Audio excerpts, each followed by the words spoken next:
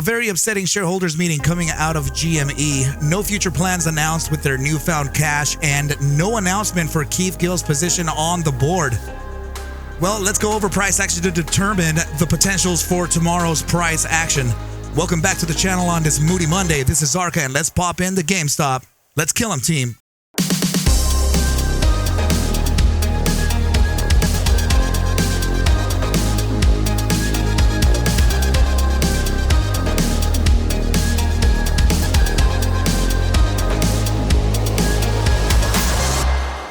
What is up, you guys, and welcome back to the channel. Please do me a favor and hit that like button, subscribe to the channel, do everything necessary to get this thing to live long, thrive, and survive. So we can go ahead and see here GME on the 3-hour time frame. And I have to remind you over this bear play, right? This is your ascending, broadening wedge, and this usually happens when the price action actually expands, right, as it makes newer highs. And this broadening wedge, kind of like a bullhorn, right? Just it represents anxiety.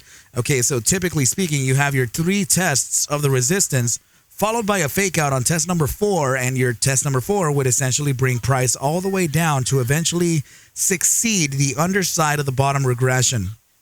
As you can see here, we absolutely did that. In fact, we got 2 tests of that regression, and now we're kind of tapering off.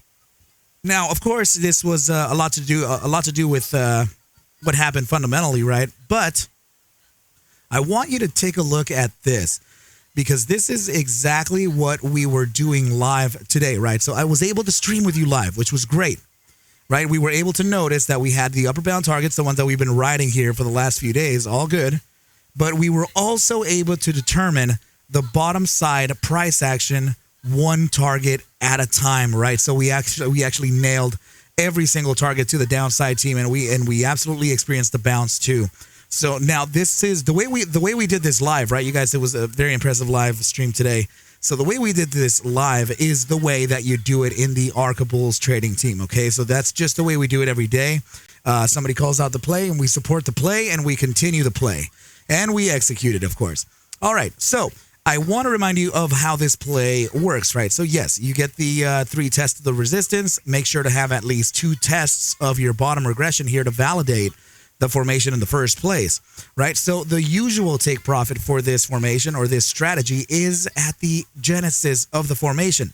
So that would lead to a target of about $17.92. I'm not saying that we're going there.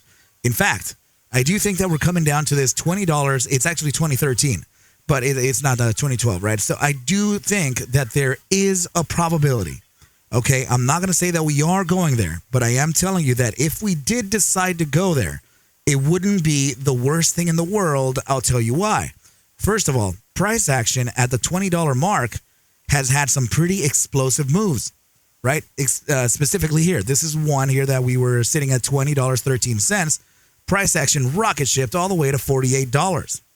Very clean. Now, if we're looking at that $20 mark again, then let's just go ahead and take a look at this right over here. Right, so this was the $20 mark before we actually exploded all the way to the $80 mark. Okay, so yeah, there's a lot of confluence. There's a lot of areas where we've exploded to the upside. Right back here, for example. Right, this is June 7th, 2023. Price action at 1979 reached all the way to 27.86. You know, pretty much from that $20 target. Right, so yet again, and another one over here, right? So from around that $20 target, we came up to around $37.35, which then eventually led to around $48. And again here, to around $52. So yeah, you can see here that there are several iterations where we have exploded from that $20 target. Again, I'm not saying that we're going there. In fact, I'm actually telling you that that could be a bear trap, right? We get the shorts here to think that they're breaking below the major inflection here. They're thinking if we break below this area here of about $23 or $22.91, it's going to be it's just going to be an easy ride. It's going to be an easy ride to the downside all the way to the genesis of the formation. But if they're not paying attention to this 2012 here, the amateur short sellers, they're going to get had, right? And that could be a severe bear trap, as there has been explosive price action there previously. Okay, team. So now in a discretionary fashion, I will say that volatility and momentum are, due to the downside that we experienced today, right? We are going to be experiencing here a continuation to that downside. However, the hourly time frame appears to be a little slow. Of course, it's consolidation time in the post-market, so it's all good, right? So the bi-hourly time frame here has a continuation to the downside. It's inside of the gravitational zone with a downside pivot in the bear strength percentile, right? And we're expanding. So that usually means that we're throttling towards a downside. Okay, now the 3-hour time frame, same thing. We're expanding here, right? So expansion would be the disbursement of returns, meaning the frequency or the rate of transactions is speeding up as we're expanding with a direction bias of, to the downside.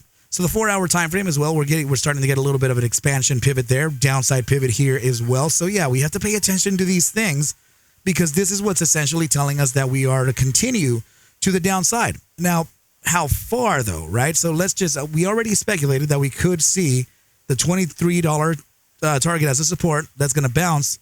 We're going to validate your let's see, where's that? Yeah, the $23 target right around here validates your prior day's close, or post-market close, which could be $24.99. Validate that $25 as resistance. Then we make our way down to that zone of around the 20 cents. Okay. All right. Now, so let's pick up the RSI here. I want to know where the RSI signal is above the SMA 14. Okay. That usually tells us where we're going to support from. So let's move up the time frames to see if we have any RSI signal above. Okay, that's almost there. Let's see the 4-day. Okay, it looks like there it is. So the 4-day time frame does have a downside pivot here. What I'm expecting is for the downside to continue. It'll eventually pressure this SMA 14 down, and you're going to catch the SMA 14 with a support at the gravitational zone down here and the SMA 14. So 2 areas of support. So this tells us that yes, we do have a limited downside, right? So we just started I'm not exactly sure when the 4-day is going to close. I need to see this. I need to see this, right? So it may have just closed today because the bi-daily closed. The bi-daily is closing today and it's starting tomorrow. Okay, you guys, so we're going to see if I actually do think that we got that close. So that means that if we did get the 4-day close, then we would naturally see a 50% retrace of the prior bar, this being the prior bar. So the next target to observe here would actually be within a range. And let's just say that it would be around here, 28.56 to about 30.56 with a center bound of around 29.54. Now, I'm going to go ahead and jot these targets down here for you to pull your receipts. Like always, right? Like always. So here you go, you guys. We're just going to go ahead and put these targets just like this for your benefit. Now, remember that I am not a financial advisor. I am actually just a regular dude expressing my opinions from Los Angeles, California to your ears. All right, team. So that is currently the area that I expect GME to kind of recover to. Now, it's not a guarantee. Remember that I just said that we still have further downside to go from the immediate short term. So that's going to cascade. And that's going to pressure the 4-day time frame into an even lower target. So that would mean that we would honestly see a downside target first. And if I'm not mistaken, then, we could see it anywhere between 21 to about 20 cents, 2013 to be exact. The 4-day time frame does have a gap here, so let's just go ahead and keep that in mind as well. Just like this. Okay. Now, I guess I can just finish it off for you, right? Now, while I finish this off, guys, please make sure to join the ARCa Bulls trading team by hitting those links in the bottom left and the bottom right, or join the ARCa Bulls trading team for the 5-week mentorship program, which is going to be ending here pretty soon. Okay, you guys, and this is the email here. Okay, you guys. So yeah, I think this is pretty good for the targets here.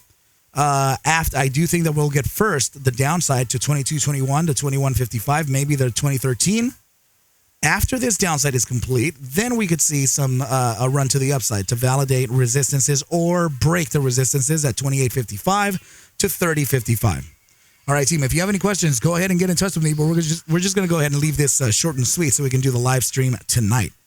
All right, team, I love you all. Let's go ahead and talk very, very soon. Please take whatever I do show and iterate within these videos as just a form of entertainment, as I cannot suggest for you to buy, sell, or hold any assets whatsoever, ever. I need you to do your own due diligence and everything will be cool. But with that said, team, I wish you well, a very, very good rest of your night, and I will catch you at the bell mañana. Adios.